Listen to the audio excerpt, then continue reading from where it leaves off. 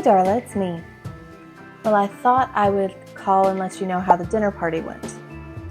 It was an absolute disaster. Worst mistake I ever made. Well, shall I list it all in alphabetical order? Alrighty.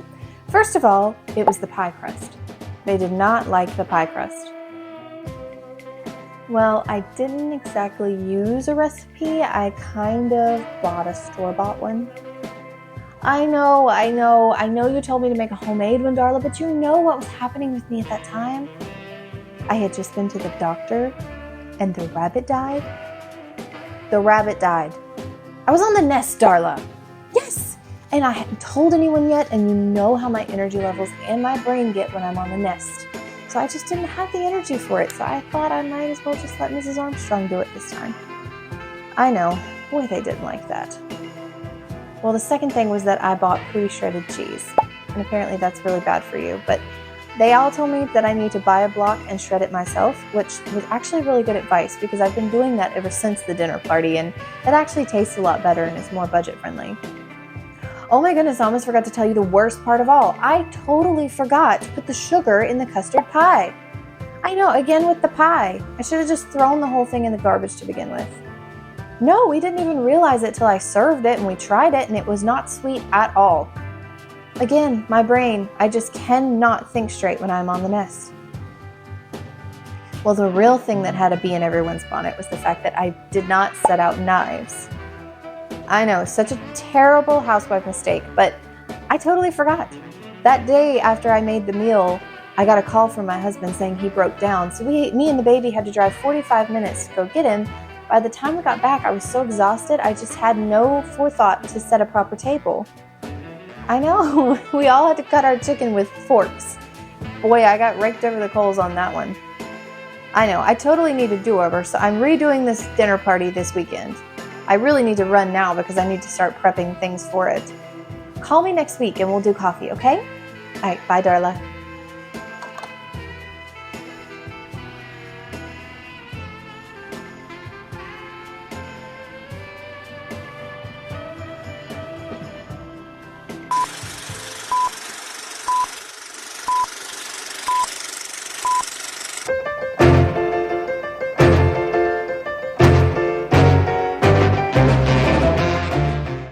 All of my recipes for today's meal were from this Good Housekeeping cookbook. The last copyright date on it is 1955, so I went through and picked some things, and I settled on a cheese puff appetizer.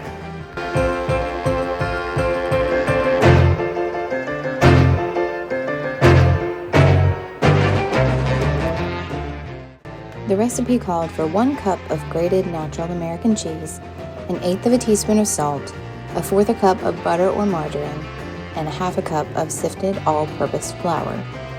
You're supposed to start this earlier in the day, so I started this first before any of the other courses, and it says to place all ingredients in a bowl and with fingers blend together till smooth.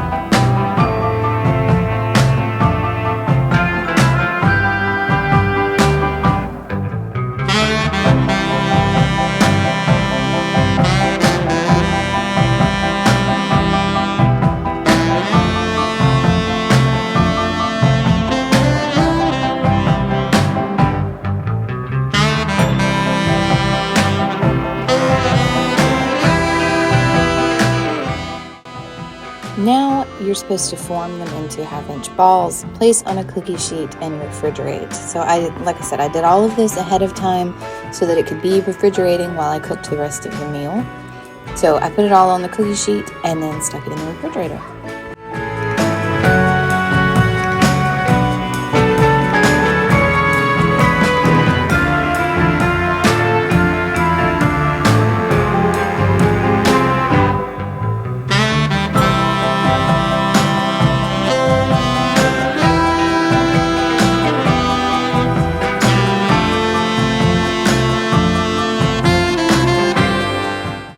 Once I got the rest of the meal done, I popped these out of the refrigerator and I baked them in the oven at 350 for 10 to 15 minutes.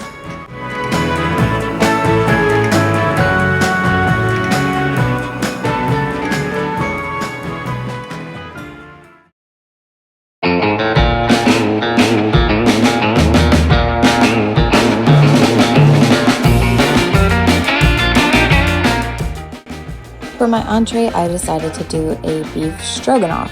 Now, y'all are going to get a little bit irritated with me on this recipe because I actually forgot a couple of things when I was making this. This cookbook, the actual recipe instructions are a little bit hard to follow because they're not, I don't know how to explain it. I just had a little bit of trouble following a couple of these recipes in here, and I ended up forgetting a couple things. I also had my children this day, so I was a little bit distracted. But you're supposed to use a pound of beef tenderloin, and all I could find was sirloin filet. So that's what I'm using, and I'm just cutting it really thin. But the recipe calls for 3 tablespoons of flour, a teaspoon and a half of salt, a fourth a teaspoon of pepper, 1 pound beef tenderloin, a 1/4 inch thick, 1 cut clove of garlic, 1/4 a cup of butter, a half a cup of minced onions, a 1/4 a cup of water, 1 can of undiluted condensed chicken soup, 1 cup commercial sour cream, and snipped parsley, chives, or dill. And it also calls for mushrooms. I do want to say that this meal was something that my family actually did have to eat. I wasn't going to waste food. This was actually a meal that we had. And my husband, mushrooms is like the one thing that he cannot deal with. So instead of doing sliced mushrooms and condensed chicken soup, I did just a can of condensed mushroom soup. And I had actually seen that on another recipe for beef stroganoff, so I think it's okay. I think it was okay that I made that substitute. Please don't yell at me in the comments. I had to make this so that we would actually eat it. So obviously the first step was to trim the meat down and cut it into thin slices. And then you are supposed to mix your flour, salt, and pepper. And with the rim of a saucer, it says to pound the flour mixture into both sides of the meat. So I used a bowl and tried to do that and get the beef really coated, and then cut your onion up. It says in hot butter in a Dutch oven or deep skillet, brown the meat strips, turning them often.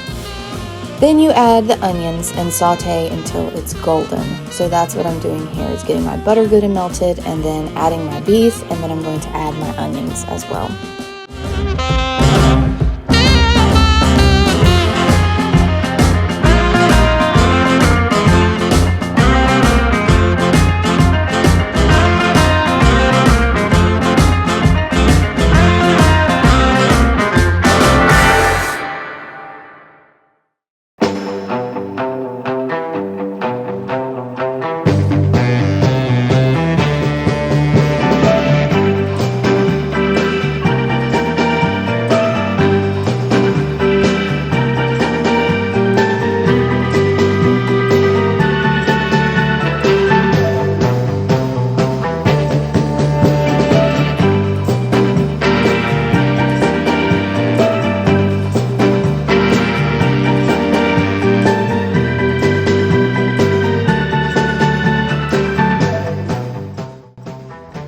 Once your onions are cooked, you add water and stir to dissolve the brown bits in the bottom of the Dutch oven.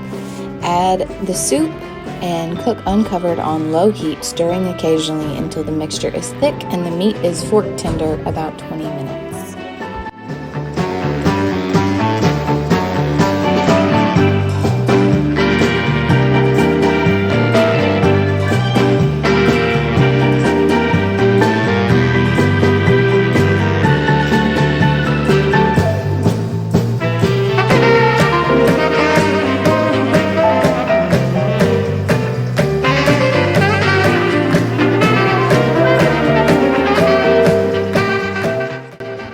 Then the recipe says just before serving, stir in sour cream, heat but do not boil, sprinkle with the parsley, chives, or dill. That, of course, was a step that I forgot. At this point, I had been cooking for a long time, and I was getting kind of delirious. You're seeing these out of order to what I cooked them at, so I was starting to get delirious. But it said serve with hot fluffy rice or wild rice, boiled noodles, or mashed potatoes. So I decided to do egg noodles. And then I had looked up what kind of sides a 1950s housewife would have served with beef stroganoff. And it mentioned cabbage or slaw. And so I'm doing some cooked cabbage, cooked in butter, because everything in this whole video is cooked in lots of butter. So I cooked this cabbage in butter with salt and pepper, and that was it. And it was very good. You'll see at the end, we actually really enjoyed this. And it was a pretty good combination.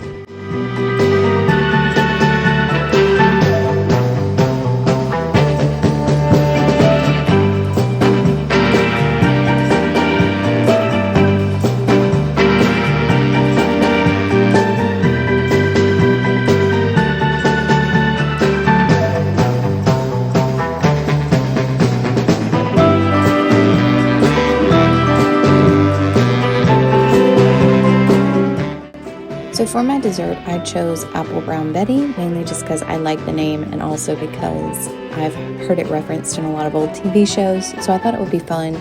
This recipe calls for a third cup of melted butter or margarine, 2 cups of fresh breadcrumbs, plain, 6 cups of sliced pared cored apples, a half a cup of granulated or brown sugar, I went with brown, a half a teaspoon of nutmeg, a fourth a teaspoon of cinnamon, 2 tablespoons of lemon juice, a fourth a cup of water. So you want to start off by just peeling and slicing all of your apples and getting them ready to go.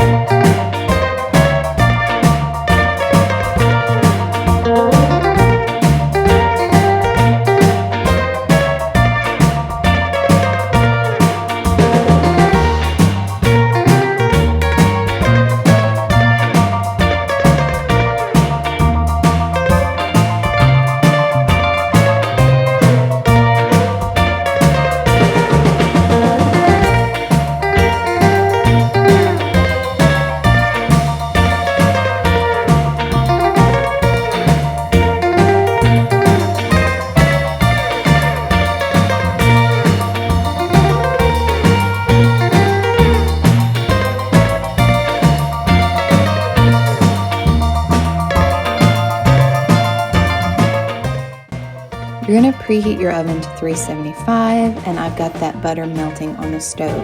Now this recipe was another one that was really hard to read. I read it multiple times and had a hard time understanding the steps, so I'm not going to read it to you because I'm just going to confuse myself again. But basically I've got the butter melting, and I am going to mix together the brown sugar, the nutmeg, the cinnamon, and then once that butter starts melting, I'm going to add my 2 cups of plain breadcrumbs to that butter. Now, I will say that there didn't seem to be enough butter. I added the amount of butter that it said for me to add, and it didn't feel like enough. It seemed like the breadcrumbs were still very dry. So I don't know why. I don't know if it's supposed to be that dry, but I mixed my breadcrumbs with the butter and tried to get them as coated and wet as possible.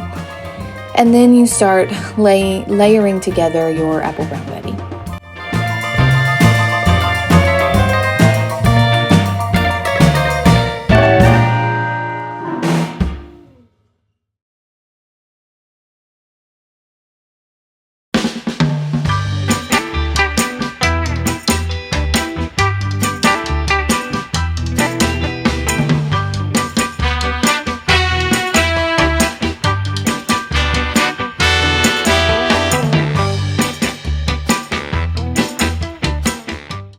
So the assembly portion of this recipe is the part that I had the hardest time understanding what they were trying to say. So I assembled it the best I could by trying to decipher what the recipe was saying. But basically, I put the breadcrumb mixture in the bottom and then added some apples. And I had already poured a little bit of lemon juice over the apples just so that they wouldn't brown while I was trying to get the breadcrumbs ready. So I go ahead and layer these apples over and then add some of the brown sugar mixture over top of that.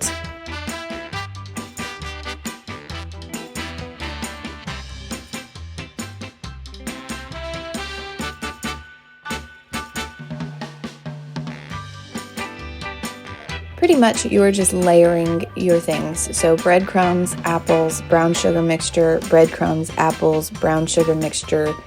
I don't remember I think breadcrumbs goes on top, and then you spread your lemon juice water mixture over the top, and then you bake it at 375, and it says to bake covered for a half hour, uncovered for a half hour longer, or until apples were done. It did take longer than a full hour for the apples to be completely done.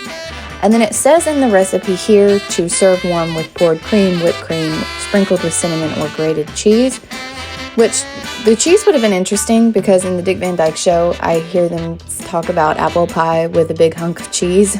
So that would have been kind of interesting. I didn't do that though. I decided to go with ice cream. They did have store-bought ice cream, and Breyers was a brand in the 1950s. So I went with a store-bought Breyers vanilla ice cream just because I knew my kids would enjoy that more, and because it was a thing in the 1950s to buy store-bought ice cream, so don't yell at me. And I went ahead and served it with ice cream, and we did like it. It was good. I think I liked it more than my husband did. My kids didn't care for the apples. The apples it was a tad dry. I even added a little bit more cut up butter and melted it on top to try to make it a little bit more wet. And it tasted really dry to me. We would have preferred like an apple pie or an apple cobbler, but it was good and it was fun to make.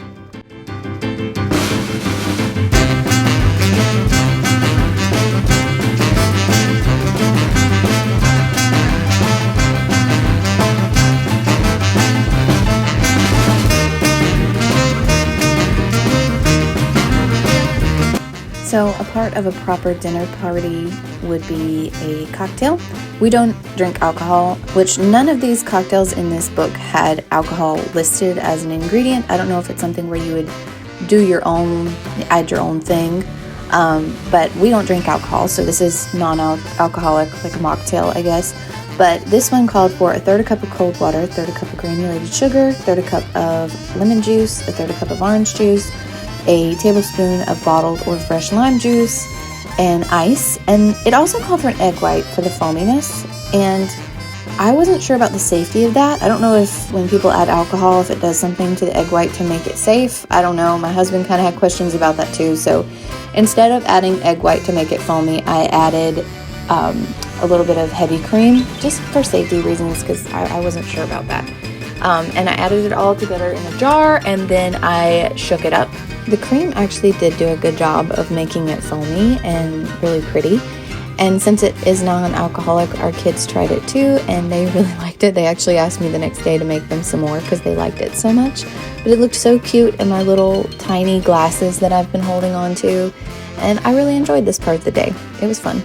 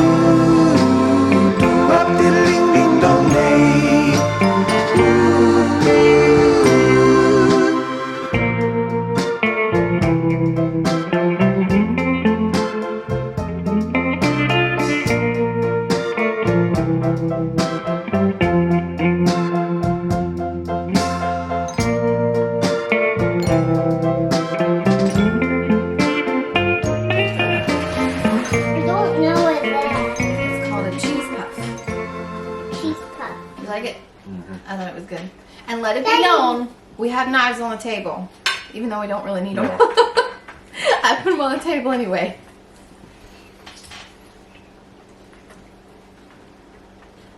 Yeah, I thought that turned out really good. Really good. You need to try this. Yeah, looks good. It tastes. It tastes. Yeah. Let me see it taste. It tastes good. It is pretty good. It's really good. It kind of tastes a little bit like that sunrise frosted lemonade or frosted tastes like sunrise. And we put a ring on the napkin and put a fork in there. We put a fork in there. You put a fork in there. And we rolled the napkin and put a ring on there. You put a ring on there? Yeah, me too, Mom. Try the I take mine out. I take mine out. I got to put it back in. It's good.